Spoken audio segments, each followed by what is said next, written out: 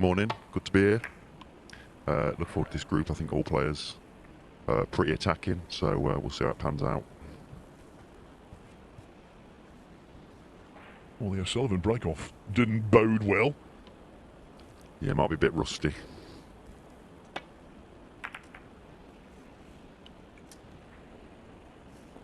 I think it'll be, whenever you play Ronnie O'Sullivan, it's a big day, but first time for Farak to experience it. Looking forward to see how he handles that, and if he gets some early chances, hopefully settle down and play well. So, Michael, you've not only played O'Sullivan, you've beaten him. What's the key? What's the key to performing at your best, given the intimidation factor of coming up against the Rocket? I think that is part of it, the intimidation factor. As players, we're all fans of him because he's so amazing.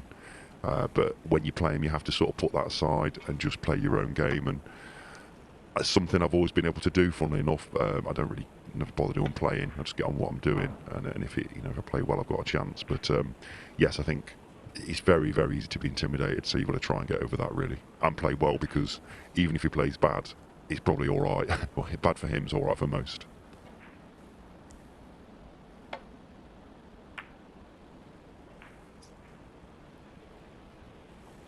Well, I think that's the key with professional snooker. You don't have to play your best to win.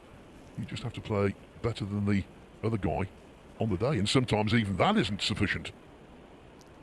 Yeah, the way snooker's, the way it's played, you can sometimes play better in a way than your opponent and still lose, if they miss and not leave anything. So it can be quite frustrating like that. So you've got to try and keep your mind on the job and stay in the moment and just take your chances when you get them. But yeah, we'll see. He's put a good red there, not quite landed. So if he puts the white that side of the table, he's played a good shot there. Right, He's not got anything simple here.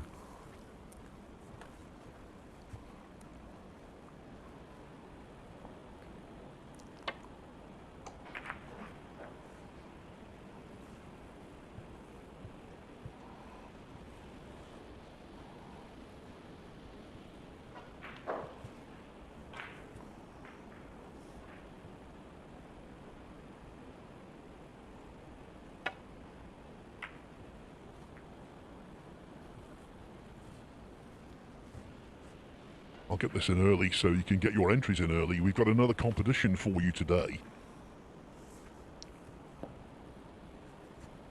The winner receives 2 tickets to the Champion of Champions, end of October, early November, up in Bolton.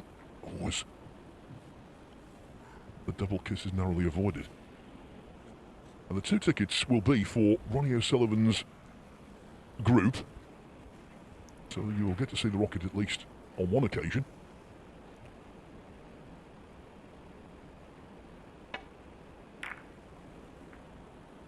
The question is, in early May this year, O'Sullivan won his 7th World Championship at the Crucible. How many on the way to winning the World Championship this year? So how many frames did Ronnie O'Sullivan lose on the way to winning the World Championship this year? Answers on Twitter, please, to the official Championship League Twitter, which is @CL Snooker. Well, we'll give you the answer, as we always do, this evening. Well, Farak's plotted 2 good reds already in this frame, so he's got a tough pink here, and he'll have a good chance if he gets on a red. The big shot, just got it too thick. Farak, good job. Come on.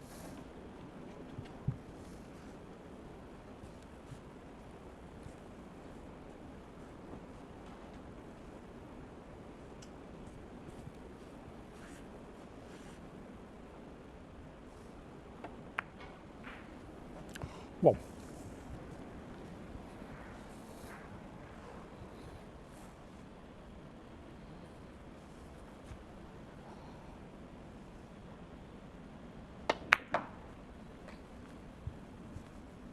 now, if you didn't know what the intimidation factor wasn't, well, that pink, I think, sums it up. And if he's on the red just above the black, that was an outrageous shot. I don't think he quite is. yeah, it was a fantastic shot, and like you say, with the intimidation factor, one of the most intimidating things is when you play him is that he can go out there and play like he's in his living room, and just hit shots like that. That he seems so relaxed and in control of himself. And if you're a player sitting there feeling a bit edgy, it's so intimidating. And he gets in, and before you know it, the balls are everywhere. He's just such a brilliant snooker player.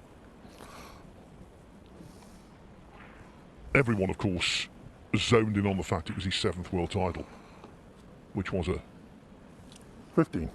A record-equaling achievement at the Crucible. 16. Emulating the record of 7 from Stephen Hendry, but so many other records involved. It was his 39th ranking title. Yeah, it's everything. He's amazing. I mean, we've all known he's the best for quite a while now, and he's just, chipping away at all the records. But yeah, I mean, he's just the greatest ever, isn't he? 23. I really think it's indisputable. Yeah, I think within the game, most players have thought that for, like I say, quite a few years now. It's just, it's not so much just what he does, the way he goes about it. He's got flair. He's just everything. His demeanour on the table is brilliant, and this looks perfect. No, it's pulled up. I know it is all right. I think these tables played so quick the other day. The white just keeps on going, and look how he's just judges that perfect. So. 31.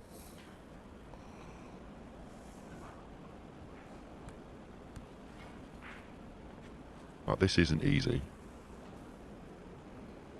It's not a gimme, but just hits it lovely. The timing was exquisite. 37. Yeah, he can always seem to sort of get that feel very early on with the table. 38. I mean, like I say, these tables are really quick, and he finds the pace so quickly and so easily, or seems so easily. But that's mainly because he's so in control of his cue action and his technique that he can 45. he can get that judgment of pace so early. A lot 46. of players, they're a bit edgy, so things aren't quite working like they should, and you keep running out of position. But look, now he's in, and he just looks so relaxed. I mean, it helps being 7 times world champion as well. 53. 54. The referee is Dave Ford, who's having to be kept on his toes to keep up with this pace. 60. Yeah, he's just an artist. 61.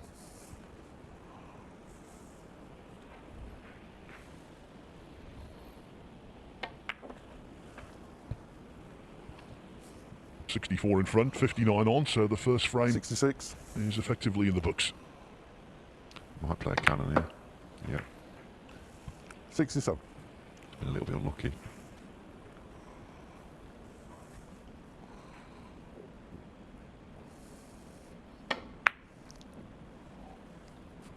He was almost very lucky there. The blue nearly 67. went in off the green.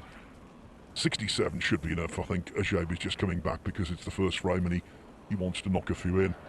With regard to getting snookers, I think that's an unrealistic possibility. 1. Yeah, it's the right thing to do. Get a few pots under your belt and try and get the pace of the table, because he's not out of it yet. It's these short matches that can turn pretty quickly, so you've got to keep hold on to that.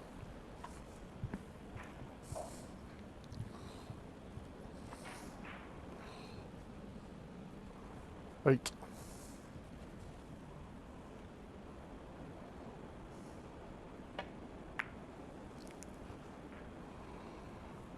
5 to jump. 8.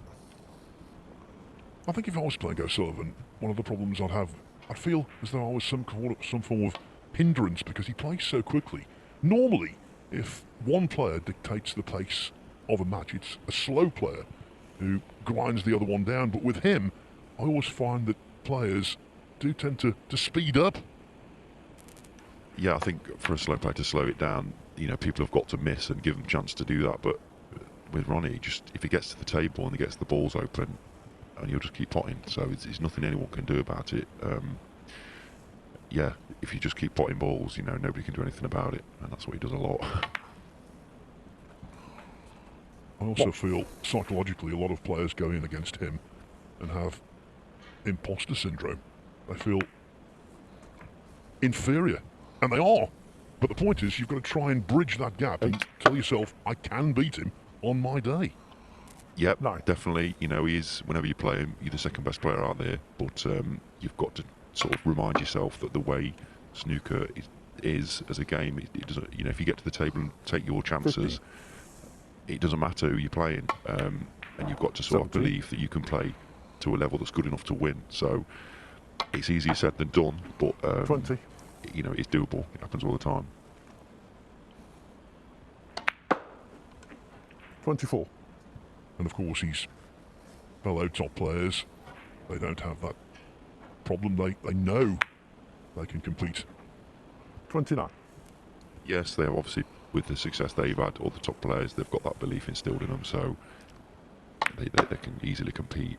They're brilliant players in their own right, but when it's an inexperienced player, sometimes you can see them sometimes wilt a little bit. But, you know, it's hard. It's a tough game. When you're playing the best ever, it's even harder. 42 on the frame. Ronnie O'Sullivan. Well, that was a swift, an impressive, and eye-catching start to the new season for Ronnie O'Sullivan, with breaks of 67, then 42 in the blink of an eye.